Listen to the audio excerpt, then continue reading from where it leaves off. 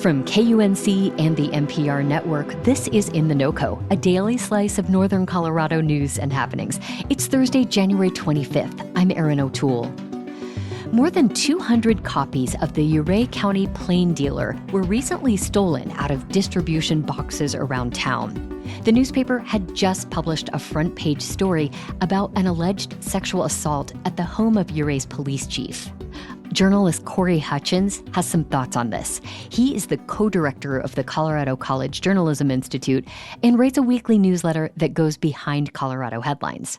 Small and mighty are the words he used to describe the Plain Dealer, which was purchased by residents Mike Wiggins and Aaron McIntyre in 2019. This is not a vehicle for advertising with a little bit of fun, fluffy news sprinkled in, like you might find in the diner in some small town somewhere. This is a newspaper, I believe, that has, since they've owned it for the past few years, taken public service journalism seriously. And that's in a county of roughly 5,000 people amid a crisis of shrinking local news. It means the small paper is still managing to be a watchdog and hold local government accountable. A lot of Hutchins' research tells us this isn't the norm, though. He joined me to discuss what the incident in Ouray County tells us about the power of the press and more. So first, Corey, could you sum up the trends you're seeing when it comes to the state of local newspapers in Colorado? In the past 20 years, we have counted, and when I say we, researchers, including myself, through an organization I work with called Colorado Media Project, has been looking at this, and we've identified 52 newspapers in Colorado that have closed within the past 20 years, and that includes 19 newspapers within the past 5 years alone. Wow. The publisher of The Plain Dealer told you more than $2,000 in donations had come in after this incident. That number has increased by several thousand since. So what that says to me is this is a community that sees the value in local journalism. But it surely takes more than donations here and there to keep these publications strong, right? What are some solutions to making local papers more sustainable?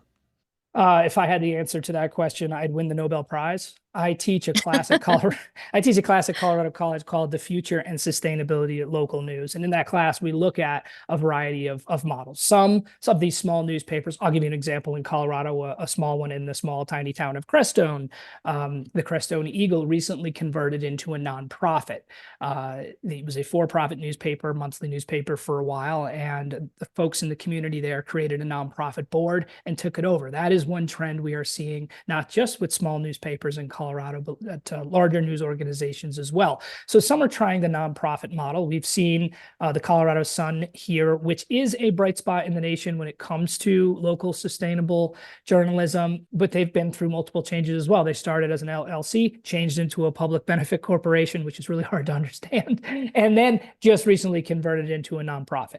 Ouray County Plain Dealer is a newspaper that is relying on, for the past few years, an organization called Report for America, which is kind of like a Teach for America model where a national organization raises a bunch of money and then pays to help place a reporter in a newsroom. I believe the Plain Dealer was the smallest newspaper in the country that had a Report for America reporter at the time that they got one. So organizations like RFA and others, there is a big initiative this year called Press Forward, in which many large national philanthropic organizations, a constellation of them, have come together to raise, I believe they want to raise $1 billion, maybe $500 million this year, to support local news, and they're looking for a way to do it.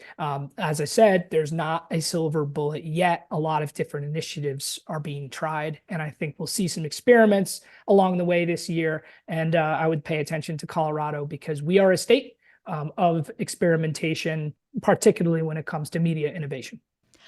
Well, I know you're making time for us right now in between teaching journalism courses, as you do at Colorado College. I wonder what kind of discussions you've been having with your students about this incident. We talked about this incident at the beginning of class today. This was the second day of an introduction to journalism class, and the students are reading a book called The Elements of Journalism. And we're talking about their takeaways from the first chapter, talking about how news publishers and the people who are responsible for producing the news these days have to acknowledge a lot more than they did in the past that their audience is getting information elsewhere. And so they have to respond to that and acknowledge it in their coverage. We also talked about how the news cycle has changed over the years to just being minute by minute. And I believe that how this story played out is an interesting example of that. So how this story unfolded was that even though it's a small town in Colorado, I saw this first on Facebook. A post by one of the owners of the paper on Facebook reported that their papers were stolen. I knew I was going to report it in my newsletter, which only has about 3,300 and something subscribers who really care about local media. But I knew that this story was going to get out and get broader national attention. I joked with the publisher in a text message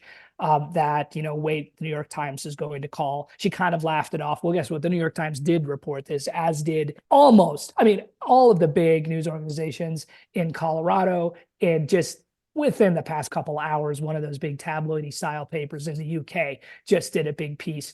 That is, I think, a reflection of a greater understanding in recent years of the problems and the crisis facing local news, and also journalists themselves kind of taking a protective stance about freedom of the press, about what they do. And anytime these days when there is a perceived attack on freedom of the press, particularly when it comes from a government, it's going to blow up. And if you think that you can kind of stop a story from getting out by going newspaper box to newspaper box in any small town in this country, it's not going to happen in the digital age. Now, there is a twist to this story, and that is that in the original narrative when this came out, this is a story about, it was on the front page, and it is about a 17-year-old unnamed girl's allegations of sexual assault by multiple teenagers in the home of a police chief while that chief was sleeping. So you can imagine a story like that was probably going to be news in the community anyway. But when somebody took those papers out of the newspaper box and tried to stop that news from getting out within the community, it had what we call the Streisand effect, where an attempt to censor or stifle a story only makes more people pay attention to it and brings more attention to it. Well, if you go back and look at some of the commentary and the narrative and the early stories about this, you'll see that the indication was, and I think a lot of people thought this, that it's probably somebody associated with the suspects or the police department that didn't want this story to come out. The plain dealer took the paywall off that story so people online could read it, and others certainly did, and the details in it got out throughout the state, nation, and the world now. The twist is that somebody has come forward and said they did it, and that person apparently is not associated with law enforcement or associated with the suspects, and says he did it because he was trying to protect the victims and he did not appreciate the graphic details in the story getting out. Well, a lot more people saw that story and have seen those details because of that act. That was journalist Corey Hutchins. His weekly newsletter takes us behind the Colorado headlines, into newsrooms and beyond. You'll find a link to subscribe in our show notes or at kunc.org. And that's it for us today here on In The NoCo. We'll be back tomorrow with more of what's happening in northern Colorado. Robin Vincent is our executive producer. I'm your host, Erin O'Toole. We'll see you next time.